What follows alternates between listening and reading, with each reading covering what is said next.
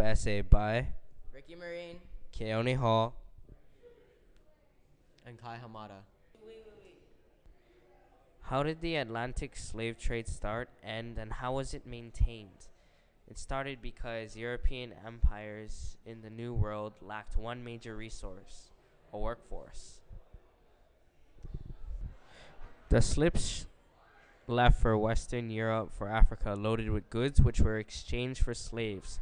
The second step was crossing the Atlantic. Africans were transported to America to be sold throughout the continent. The third step connected America to Europe.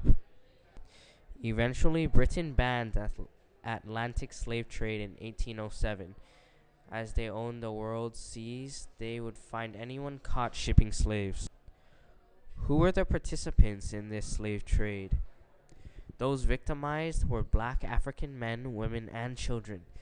They did not go willingly and were forced to leave their home and were transported in terrible conditions in mostly European ships.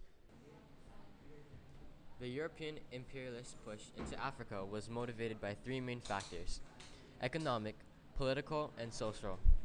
It developed in the 19th century following the collapse of the profitability of slave trade, its abolishment and suppression, as well as the expansion of the European capitalist industrial revolution. One way to demonstrate national permanence was through the acquisition of territories around the world, including Africa. The social factor was the third major element. As a, as a result of industrialization, major social problems grew in Europe: unemployment, poverty, homelessness, social displacement from rural areas, and so on.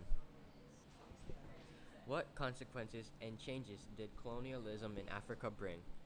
The effects of colonialism, past and present, are visible all over Africa. It is not an overstatement when Edom Kojo, the author of Africa Tomorrow, describes the condition of Africa as torn away from his past, propelled into a universe fashioned from outside that suppresses his values, and dumbfounded by a cultural invasion that marginalizes him.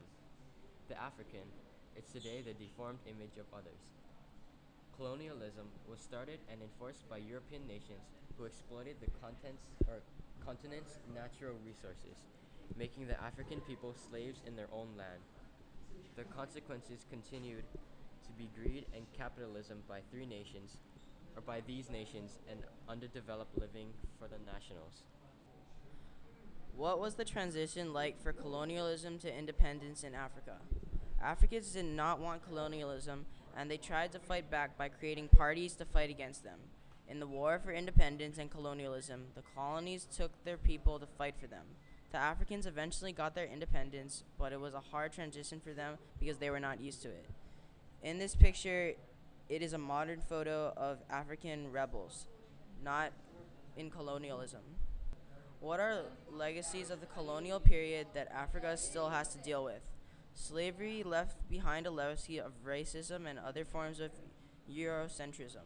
Those in African continent found themselves victims of racial discrimination and prejudice, which took a variety of forms. In the United States, those of African origin were legally declared second-class citizens, often subject to discrimination and racist violence.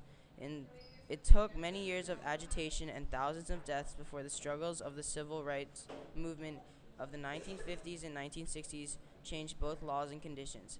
Africans were also discriminated against by colonial laws, which were based on the racist premise that they were incapable of governing themselves or developing their own land and resources.